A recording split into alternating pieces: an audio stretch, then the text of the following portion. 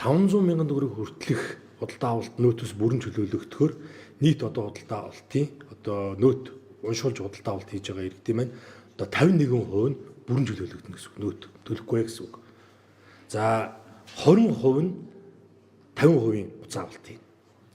За ингээд үлдсэн одоо нэг 27 орчим хувь нь бол дугуйч нар төлнө гэсэн үг юм байна.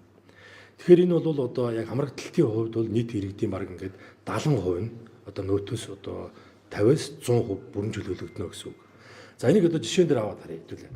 За сая 500 мянган төгрөгийн худалдаа авалт хийжээ нөөтөөс. За тэгвэл 500 мянган төгрөг нь нөөтөөс бүрэн чөлөөлөгдөнө.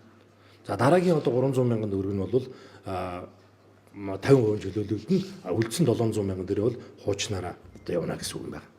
За энэ мөн одоо энэ ийм одоо тогтолцоороо бид прогрессив гэдэг тийм одоо шаталсан ийм нөөтийн систем рүү шилжснээр энэ нөөтийн хамрагдалт бол одоо бүртгэлийн хувьд бол улам сайжирна гэсэн үг.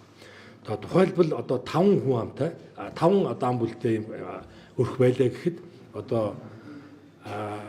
эрг одоо яг өрхийнхөө гишүүн бүр дээр одоо худалдаа авалтуудаа хуваагаад тавихад одоо 2 сая 500 мянган төгрөгийн худалдаа авалт хэд өрх байлаа гэхэд 5 одоо ам бүлийнхаа 5 гишүүн дээр 500 мянган төгрөг хуваагаад тавихад тэр өрх одоо нөөт төс бүрэн чөлөөлөгдөх жишээтэй. За ийм одоо шаталсан нөөцийн тогтолцоор орж ираа гэсэн үг.